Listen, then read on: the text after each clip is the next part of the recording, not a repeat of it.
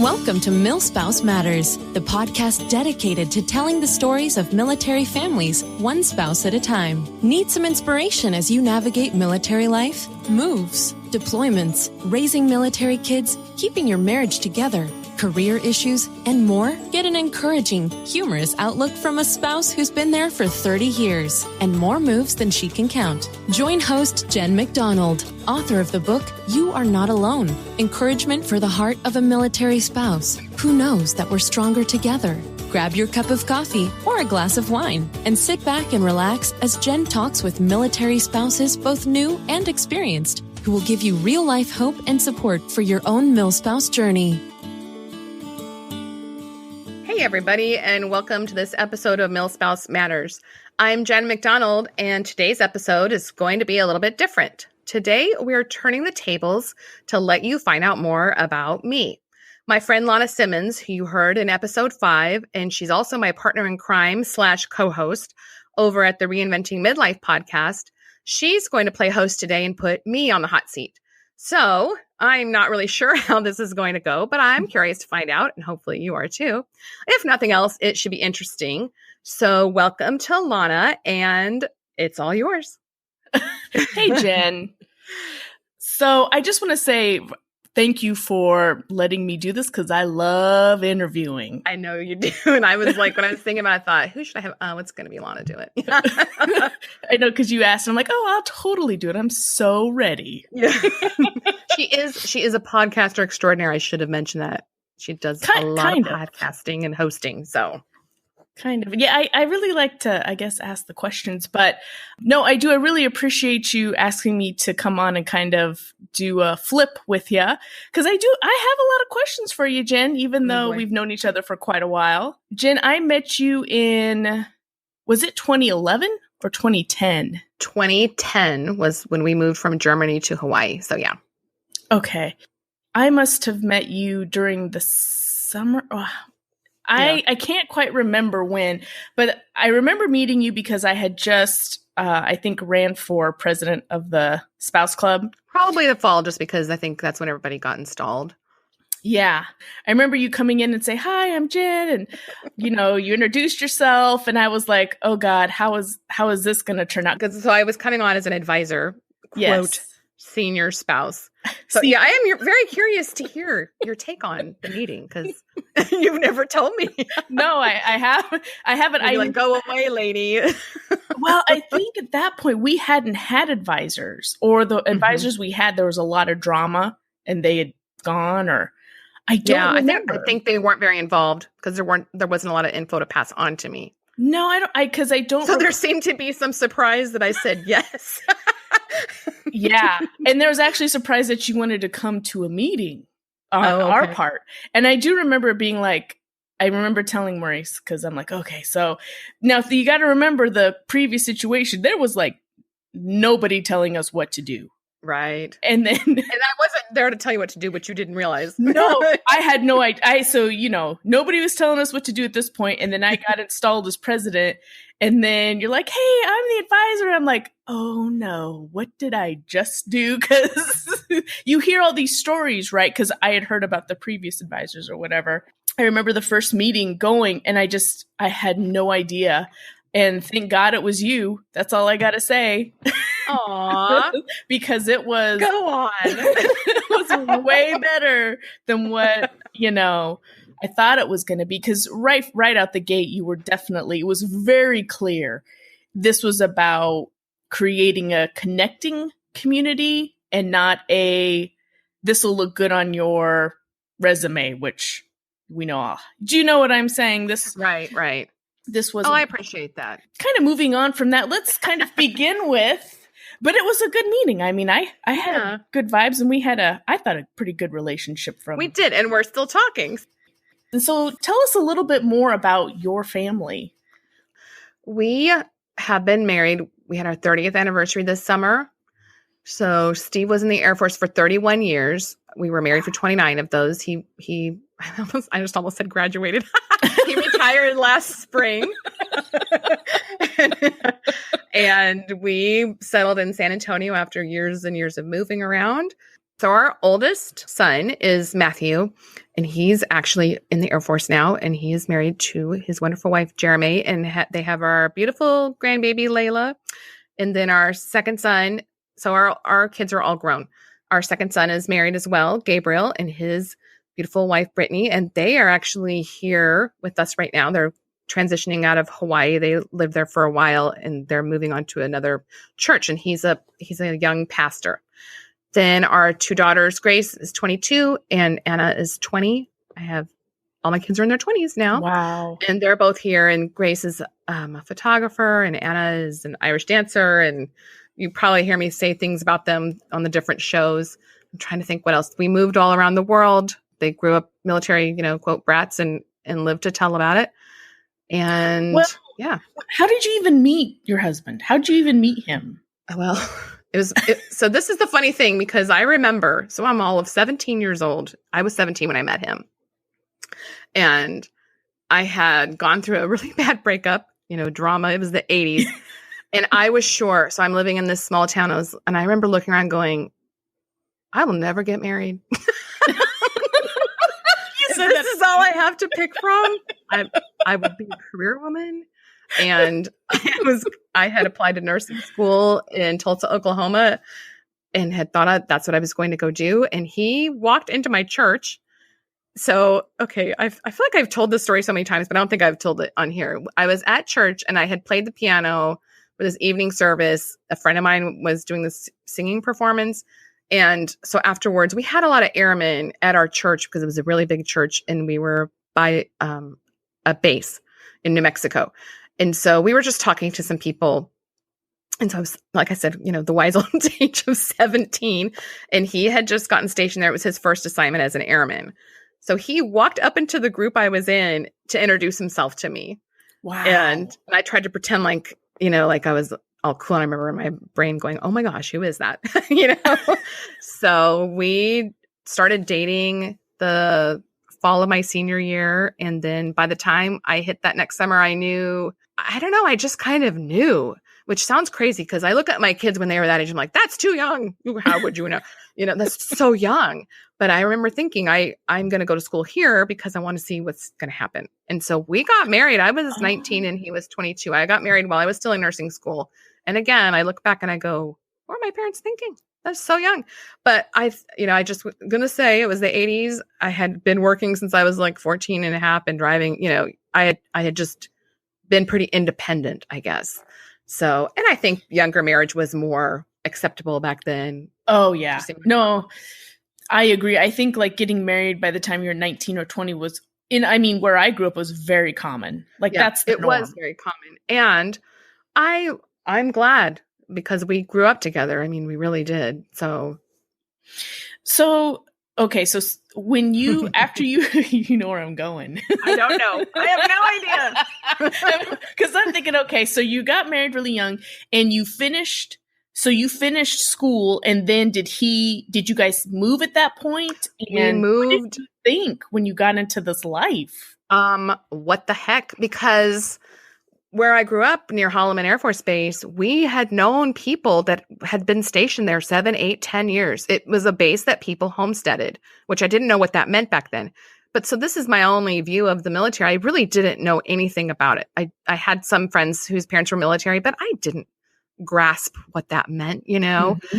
I thought we would just be like some of these people I'd known and we could choose to stay there. I had no concept of what military life meant. Yeah. And so he came in the door when I was 20 and I finished my program. I was a registered nurse.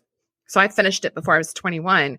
And he walked in the door and said, so, yeah, they want us to move to Wright-Patterson Air Force Base. So this was like in the summer, in January. And I went, oh yeah, just tell them not right now.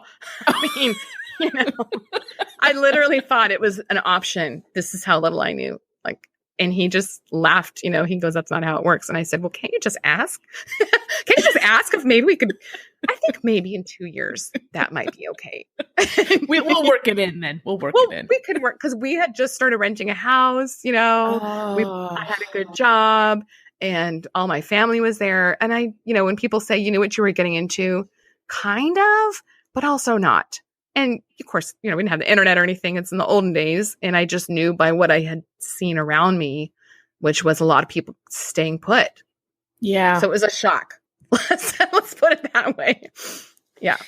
So like, at what point did you guys, when you initially got married, did you think that he would do the full 20 plus, or did you guys think you'd just do this like temporarily and then do something else? Or that's a really good question.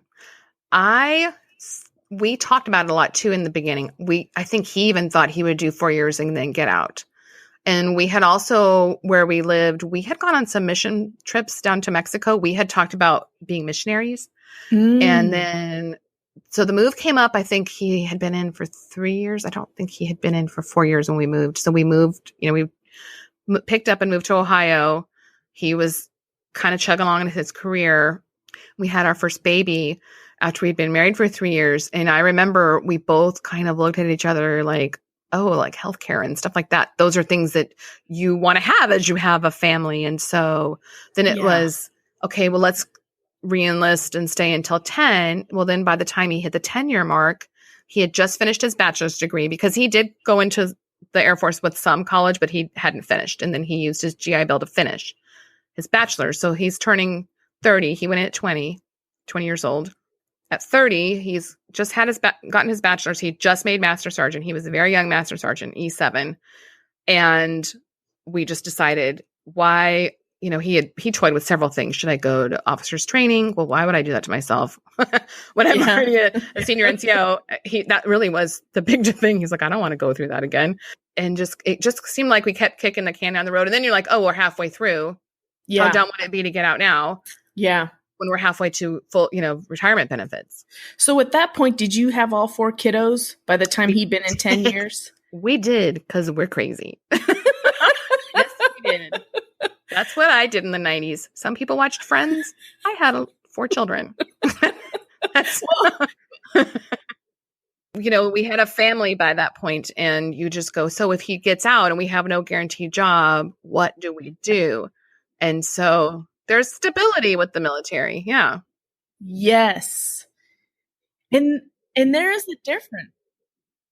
There is, I mean, it's a weird stability, right? There's a stability of you have your housing and your healthcare met, but the other stability is you don't know if they're going to come home alive, right? There's like, it's a weird stability to try to explain that. Back then we were not deploying.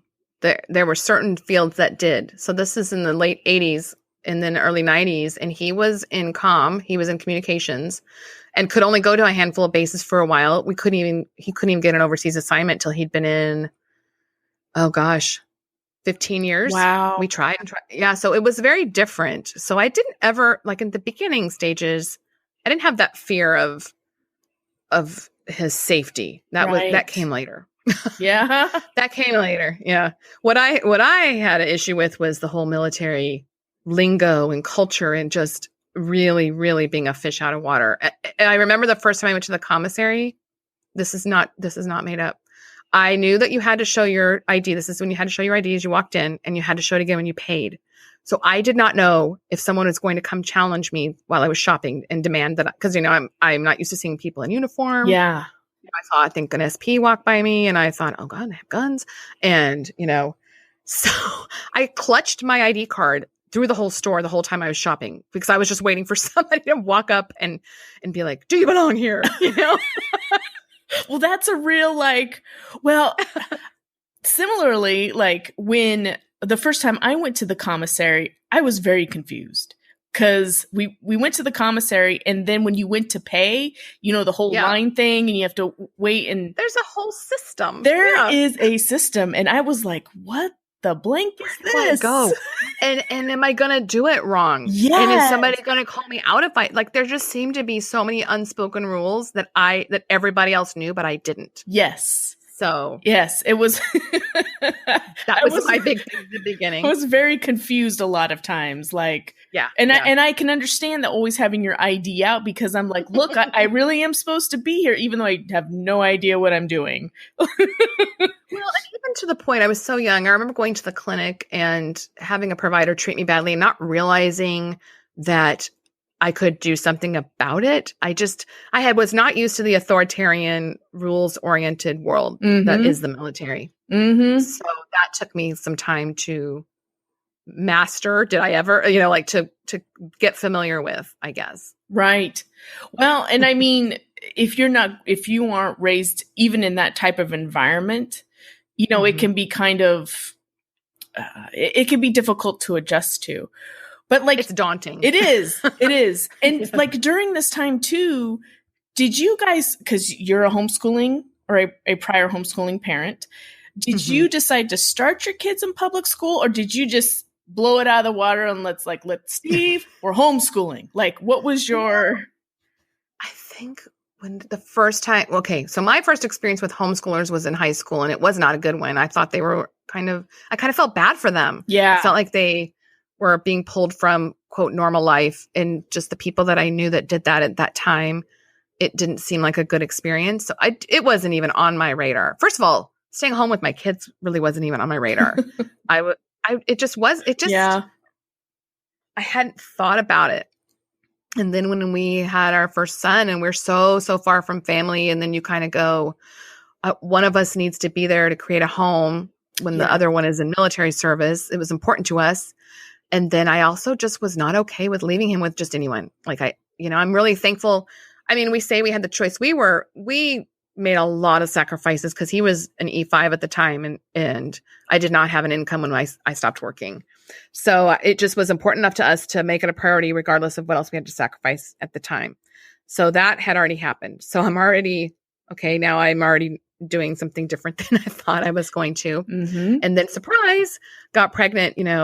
Our older two are only 20 months apart.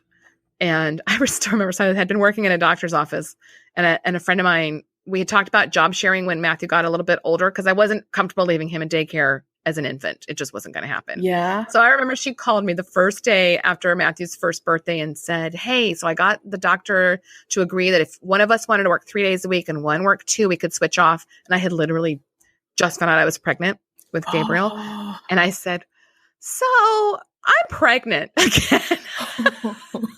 And I said, I had been so sick early on with Matthew. And I never heard from her again. I'm sure the conversation was, well, she's lost her ever-loving mind. And so by the time Matthew was 3, he was so advanced. And then the church we were in, there was a homeschooling family that I sort of observed without realizing I was observing them. And what I observed was they were very close to each other. They were another military family. There seemed to be, and I would ask her questions with realizing we were going to be moving again. Just the stability the kids had, how close they seemed to each other, how smart they seemed to be. It was just very appealing all of a sudden. So then when we moved, and he was probably preschool age, and the school district we were in was not great, and it just was not going to be an option for our kids. And we wanted them to have a faith-based education, and we could not afford private school. Yeah. None of those things were anything that were an option, which is good. I feel like God took those options away so that we would realize, okay, here's what we need to do. So we started homeschooling, and I mean, we did homeschool all of them all the way through. And I've talked about this before. I believe the episode with Meg Flanagan, I talked about how we did, charter school and dual enrollment, and we did a lot of enrichment. We did a lot of different things. And we did a lot of car school. So it kind of evolved. And then kind of some of the reasons that we ended up sticking with it were not even reasons I would have known about before. Like, we got to the last decade of Steve's career, we're moving every year or two, and moving overseas to a remote location, moving in January. Well, we didn't have to worry about school. That was the stable thing for them, which I'm really glad that I feel like God led us to that, because obviously God knew how it was going to all pan out as far as our lives. And so it ended up being a very positive thing for our family. So do you think that's interesting that you say that the homeschool became kind of the stable thing in your life? Because with as much moves as we do, it becomes it's really a very unstable fighting for records thing. Mm-hmm. At least that was my experience as well. So that's interesting that, because did you use like the same curriculum, or did you was it just a routine? What was it that was stable? I was never that person that was, there's some people that go, I use ABCD, whatever curriculum, and did it all the way through. That I'm too easily bored. So, and I have kids with very different learning styles. So for instance, there were certain programs for math that I liked, but I could sit and plan out. Okay. So, there's kids that will take state history. Well, then they move, they have to take state history again. We didn't have to go by what the school district was doing. Mm-hmm. My kids had already had that. We didn't need to do it 4 or 5 times because and I had one kid probably would have been labeled ADD in school. I'm just going to be honest. He would have been. And we were able to work with him just how best he learned and realizing his giftedness in certain areas. And then I have another daughter that I remember this conversation with my husband, and it was in her math book. She's doodling all down the sides. She's very artistic and is a great photographer now and draws amazingly well and does a lot of artsy stuff.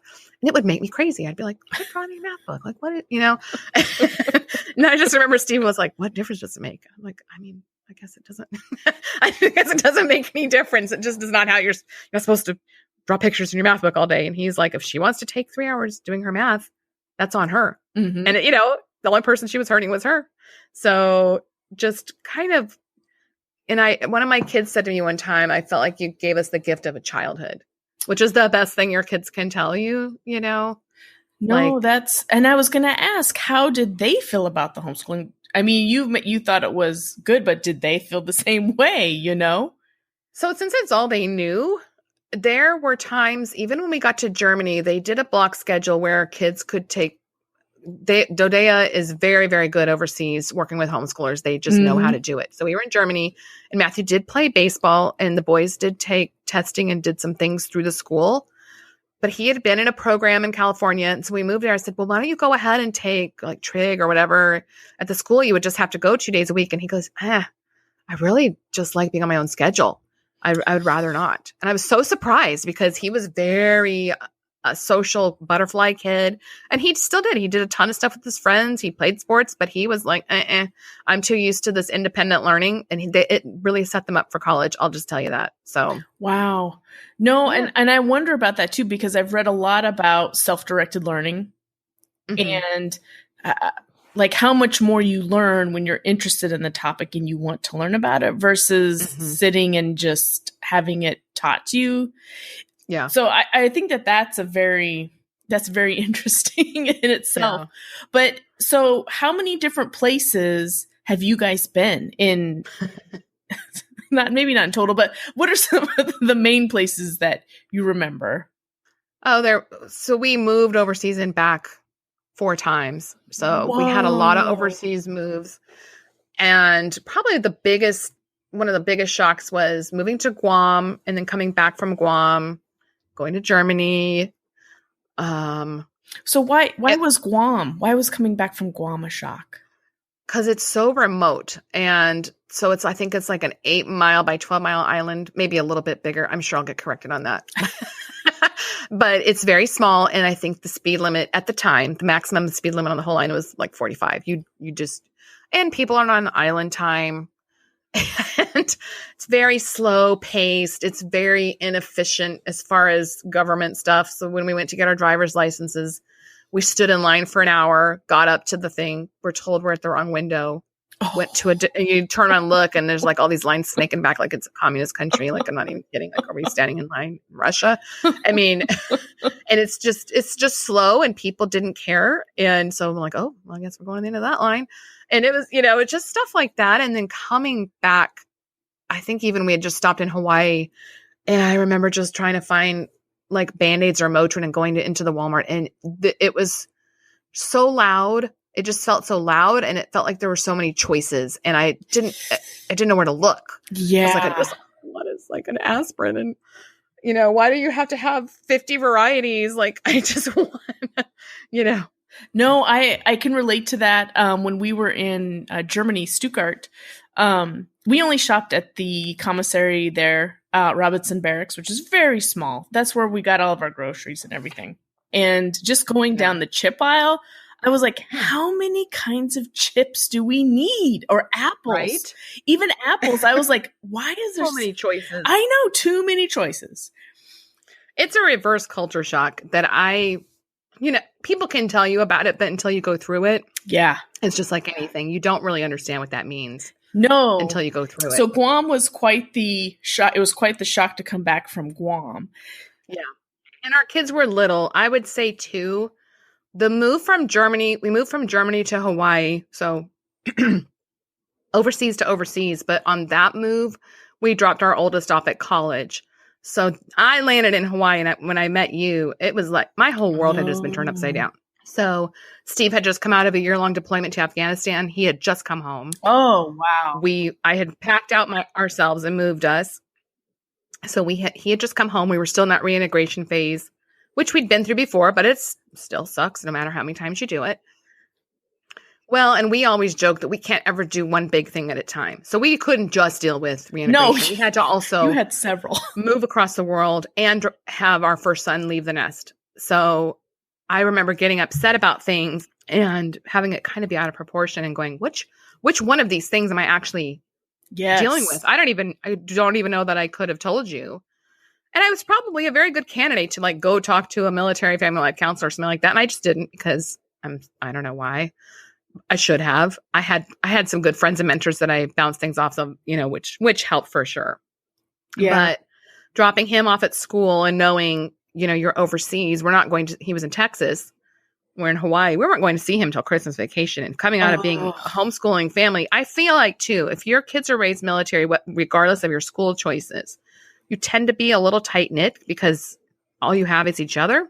Yeah. So add homeschooling into that and it's magnified. So I'm not even just sending my kid off to college. I'm losing one of he's my friend, he'd been there for the whole year Steve was gone, my little buddy. And so there was just a lot going on at that time. So that move was probably the hardest. And then I'm in Hawaii and I'm going, I'm miserable. This is the first 2 weeks and I'm crying. And how you can't tell anybody that. Yeah. Because you're in Hawaii. How much sympathy do you think you're going to get for that, Well, and everybody thinks you're on vacation, right? If you're in Hawaii. Oh, it's like you're on vacation for 4 years? No. I mean, it's amazing. We did love it. But yeah, we were dealing with some stuff when we first got there. So what was your favorite assignment and what was your least favorite assignment? So whenever I'll tell you my husband's answer, whatever assignment you're in is your favorite. And then he's such a good guy. And even North Dakota, because I did not love that, but he would not complain. He won't complain about it because his thing is always, you can find something good. And I tried really hard to have that attitude. So my favorite, though, I do have my favorites. I did love Hawaii and Germany. And my least favorite, I don't know. I would say probably North Dakota because I can't stand the cold. But we had such a good experience on base and made really good friends because it's a kind of a remote base, Grand Forks, and you really get to know each other. Mm-hmm. And it's a very family-friendly part of the country. So it's got that going for it. But yeah, as far as if I were to rank them and be honest, that would not be one of my top picks. Huh. Well, was there ever a move that was surprising to you? Like you did not expect to either move as soon as you did? Mm. As far as actually, let me just go back to probably my hardest move was to Ohio because I was leaving home. Oh. So I hated everything about it for the first year.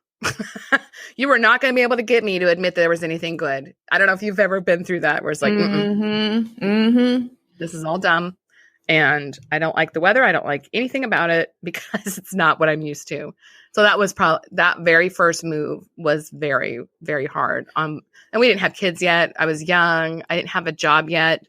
I was looking for a job. We were living in a furnished apartment for the first few months while we waited for base housing. It was January. It was cold. Ooh. It was gray. And I had grown up in the Southwest with mountains and blue sky. So there were a lot of things against our time there, but we ended up being there for 4 years and I did make friends and did end up liking it. So I didn't answer your question. You'll have to tell it to me again. Sorry, but go ahead. No, well, because I was thinking as you're saying that, because you brought up the job again. So you ended up homeschooling your kids, but as they got older, you ended up, correct me if I'm wrong, kind of creating a job for yourself. Not that the homeschooling the kids wasn't a job or everything else wasn't a job, but you started creating a job for yourself with your writing. Well, I did. And I never did go back to the nursing field after I left when the boys were little. So did you ever want to, though? Did you ever every time I go, because I put my license on inactive and I have a registered nursing license in a couple of states. I'm not kidding. Every time I think about, maybe I'll start working part-time, or maybe because I would need to go back to school at this point to take refresher courses. It's just been so long. Every time I would think about that, something would happen. Steve would either deploy or we'd move, and it just would get pushed to the wayside. So I don't know that I'll ever go back. I mean, I keep saying that. I don't know if I'll ever go back. I'm about to turn 50. Do you think I'll ever go back? I haven't worked in the nursing field since I was in my 20s. So, well, you never know. I mean, it's true. It's true. So honestly, when my kids were little, we had all 4 kids. Matthew was 7 when we had the 4th. Working outside the home was not even a thought because I was very devoted to homeschooling them and raising kids, and it's very, very time consuming. So I believe when I have always written things down or written for me or journaled. So Anna the youngest was about 2, and I don't even remember it's been so long. It's 18 years ago. There was a little preschool magazine that I read, and I think it had a call out for stories or for tips. And I was like, I can do preschool in my sleep, and so I wrote out these little tips and submitted it, and they published it. Oh, wow. So my big pay was I got like 10 free copies of the magazine, and woo-hoo. But it was kind of it was very fulfilling to do something that was just me, I guess. Well, were you writing previous to that? Did you love to write before that? Were you writing in high school and college? I did. I loved writing. I loved writing classes. One of my grandmothers was a writing instructor, and I look back now, I'm like, why didn't anybody guide me towards that? Because that didn't seem like a career. That's why. So had I been writing, I'm trying to think of the timetable. I believe around that time is when I even started blogging, and it just was like on Blogspot. Yeah.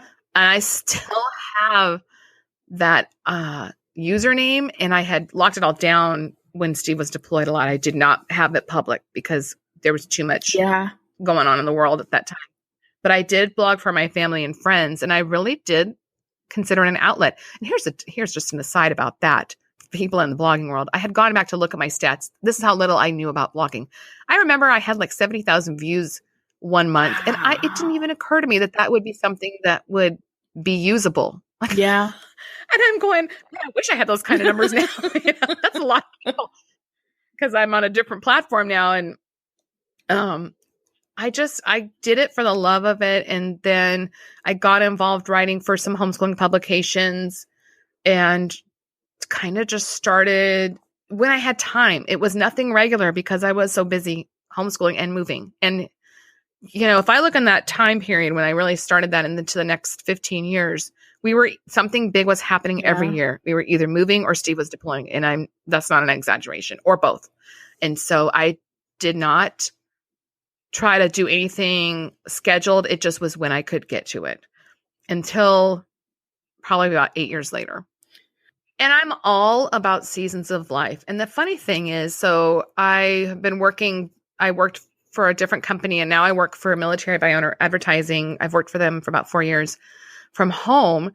And I'm, doing these podcasts, and I published a book, and sometimes people they act like it's instant.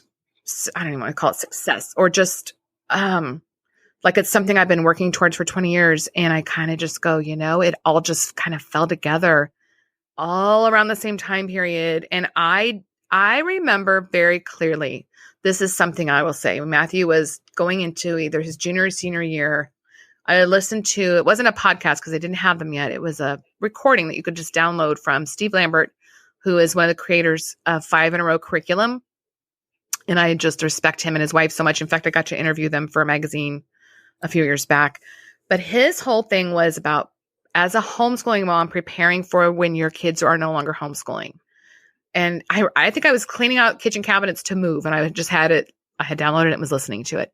And he said, if an empty nest is, like a train coming at a homeschooling mom, it's like a freight train at full speed. Be prepared. You've got to start exploring your interests and not feeling guilty about it.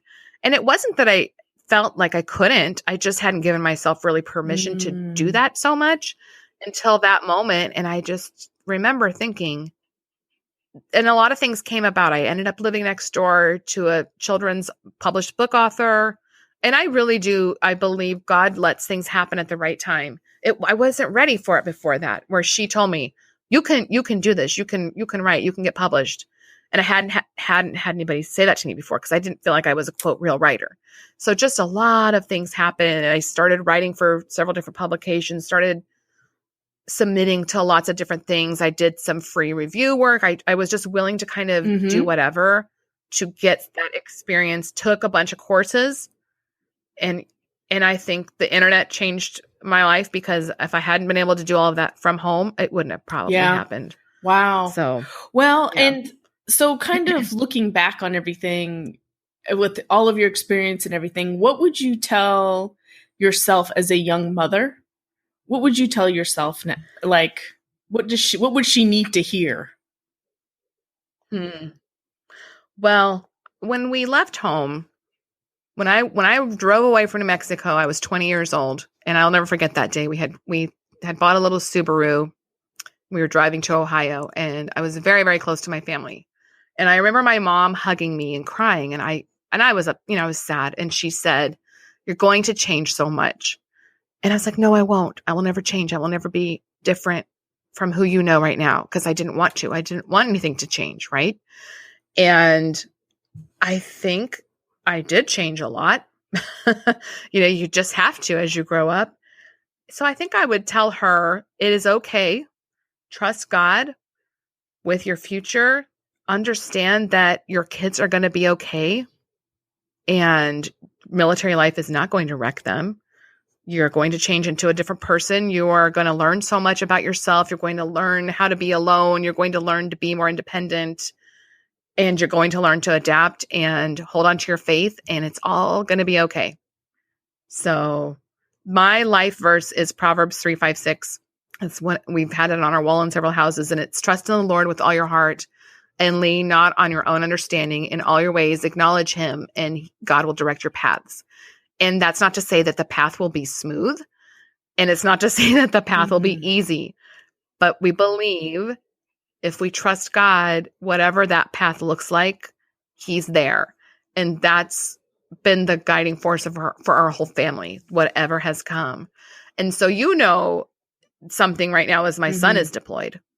And that's not something I could have ever imagined.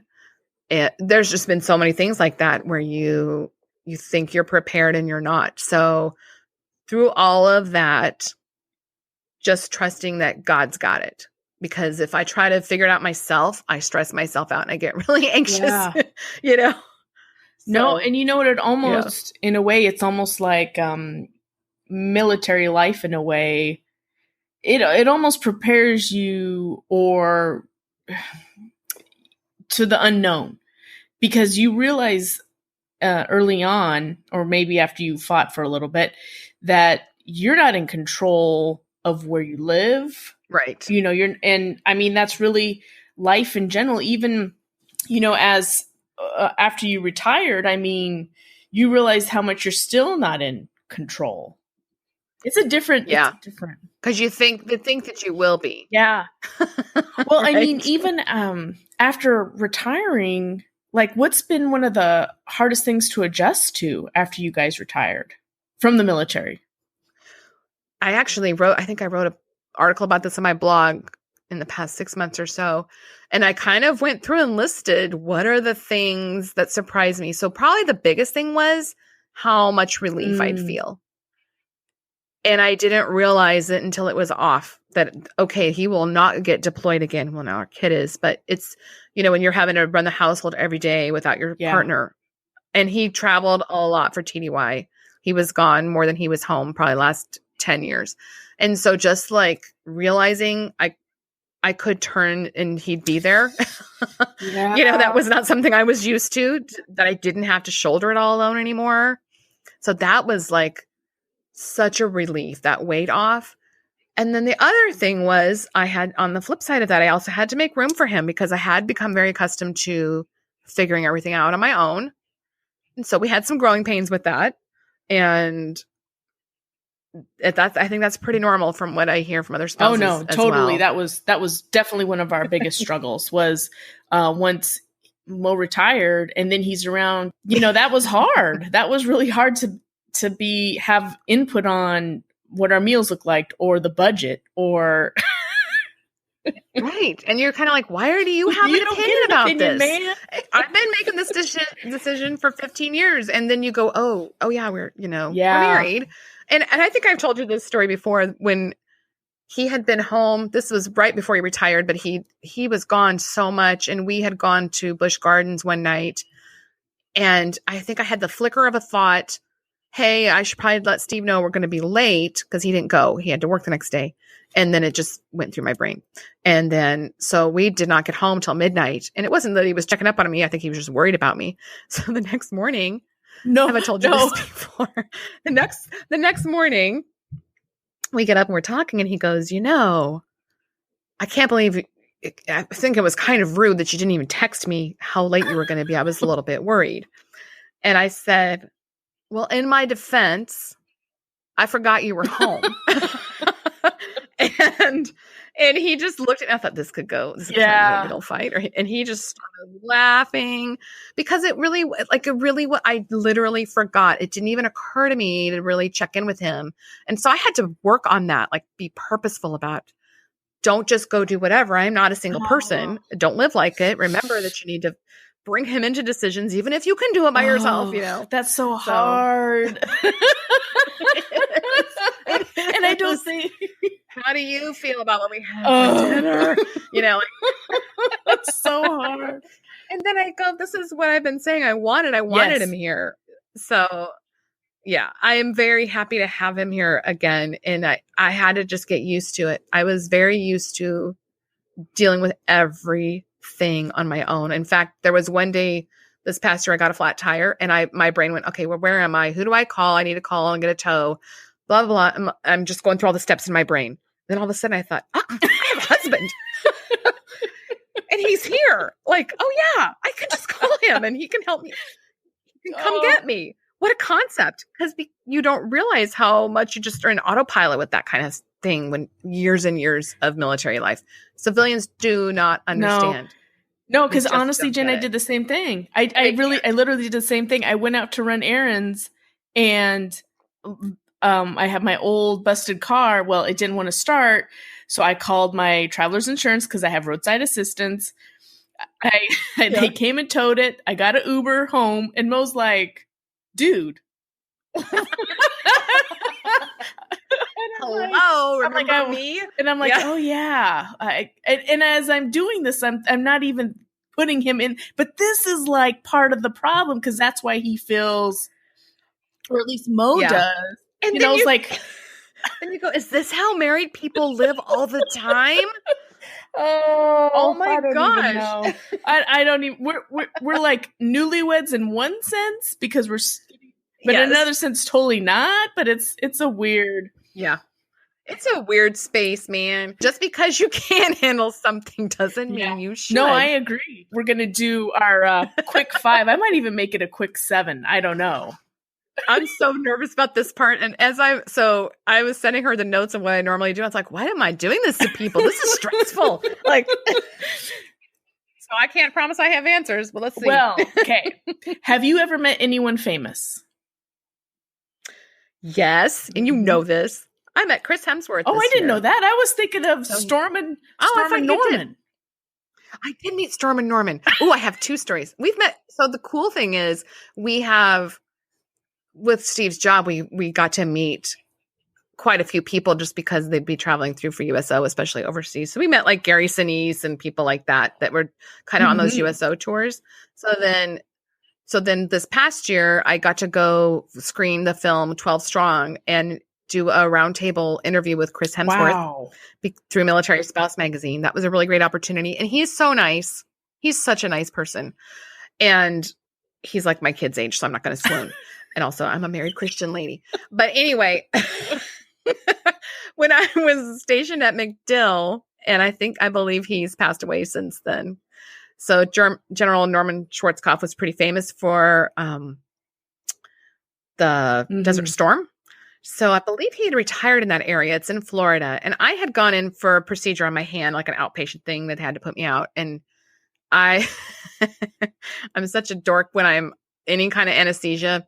So I'm kind of coming to in the recovery, and I roll over, or I just turn my head, and there's this person staring right back at me. He's literally just a couple feet from me, and I'm looking into his eyes. It was an I Love Lucy moment. And I just whispered, "Stormin Norman?" and he nods. And the nurse just comes in, whips that curtain across, like, "How dare you speak to him?" So I went back to sleep, and I woke up later, and that bed's empty. They'd wheeled him off to his private area, I'm sure. And I thought, "What's that? Did I dream that?" And so the nurse came in, and I said, "Was General Norman Schwarzkopf in the bed beside me?" She's like, yes, he was. And yes, you talked to him. And yes, you talked to him, like, okay. Yes, I did. Oh, what a surprise. So, yeah, he nodded at me very nicely. Okay. What was your very first job, Jen? Oh, man. I worked at Burger King. Whoa. When I was 14 and a half. My parents had to sign paperwork letting me work because I was under 15. Wow. I didn't know that. Yeah. Awful and wonderful. It's free food. If you could pick up a new skill in an instant, what would it be? Oh, gosh. Oh, if I could pick. Oh, there's so many things I would like to choose. I don't know how to pinpoint just one. I would like to be very coordinated and athletic because I am a giant klutz. Really? Yes. Huh. I am. Haven't you heard of my stories? I've tripped walking into a receiving line through the military. I've done all those things. Yeah. That's not a skill. I guess feet. I would have. I don't know. I thought it would have been like something better. No, I thought I don't know, but I thought maybe learn a language or. Oh, that too. See, there's too many. Just pick up. Yes, that's a good one. That's my answer. That's better. No. Okay, so what is your favorite time of day? So the older I get, the more morning person I am, which is laughable because I just still don't get that early. I used to be able to crank out. And this is how I was able to work from home while I was still homeschooling. I could sit up until 1 or 2 in the morning and write and do good work. And I can't anymore. I get too tired. So I don't know what that's about. Kind of don't like it. So I'm kind of a midday person. Really? Because I will get up. I try to get up around 6 or 7, between 6 and 7 every day, which is, like I said, not that early to some people. It's a chore for me because I just try to I've got so many projects going on. I'm trying to get started on my day earlier, but I'm not at my best. That's for sure. So I'd say I'm an early afternoon person. Well, and then I guess my last question is, what are you listening to or reading now that is like something you're really enjoying? What am I listening to or reading? I'm a big podcast listener. That's probably why you asked this. So I haven't had much time for reading lately just because I've been so busy. I'm writing another book and recording all the time. So podcasts, I really enjoy This American Life. I love Mike Rose. His is very short. If you ever want to look it up, the way I heard it, it's only like 10 minutes long. Have you listened? No, but my daughter has a crush on him. I feel like we'd be really good friends. I love his sense of humor, and his podcast is called the podcast for the curious mind with a short attention span. I love that. It's awesome. It's always just a little vignette about somebody, and he kind of keeps you guessing who it's about until it's over. And then I'm a nerd about words, and I listen to Copy Blogger podcasts religiously. I love, and I met Sonia Simone at a conference one time, so nobody's going to know who I'm talking about. But if you're a writer, you will. And I was like asking her all these questions. I didn't realize how famous she was until later, which was embarrassing. But yeah, we had a good chat, and now she's blocked me on all social media. Just kidding. No, she hasn't. Oh, well, Jen, so speaking of, where can people find you, and where can we buy your book? So my book, the first book I wrote, You Are Not Alone, Encouragement for the Heart of a Military Spouse, is a devotional. That was another whole story how that came about, but we'll save that for another time. So you can get that on my site is jenmcdonald.net, Amazon, Barnes & Noble. It's really everywhere. It's been out for a couple of years. And I'm writing another book about stories of military spouses, old and new. And what else did you ask me? Well, I think I'm really good at this. No, that's pretty much, that was just, was there a part 2 to that question? No, I do that though. I do have a lot of part 2ers, but no. Okay. So yeah, my book is, you can just look it up on Amazon. It's probably the easiest place because it's on Kindle and paperback. So no, it's really good. And see, I don't necessarily identify as Christian, but I really do. I really like your book. Like sometimes I'll just break it out when I'm just having a moment, just just flip through the pages until wherever it lands. And a lot of times it speaks to what I'm going through. That makes me so happy. That's the reason I wrote it. And I had first started writing it as like a memoir, and then just realizing it needed to be more than just about me, I guess. Yeah. It needed to be something people could relate to and have some takeaways. Yeah. So. No, it's so I would, yes, it's Christian, but at the same time, anybody will find some comfort in that book. I hope so. Yeah. And don't ask me when the next one's coming out, because it was supposed to be this year, and I don't think that's going to happen. Writing a book is an awful lot like being pregnant forever. So yes, if you're a praying person, pray for me that I can get that done, because it's a great project. So do you want me to close it out, or do you want to close it out? Is there anything else you want me to go over? No, I think they've heard enough from me. So I can close it out. Okay. So thank you, Lana, so much for being the host of this episode and for your surprising questions. I really appreciate you being here. And thanks everybody for listening. And if you want to find out more, you can go to milspousematters.com, subscribe on iTunes so you don't miss an episode, all that good stuff. Find me on Facebook, Twitter, Instagram. I'll be there. Thanks everybody for listening. And thanks, Lana. All right. Bye-bye, everybody.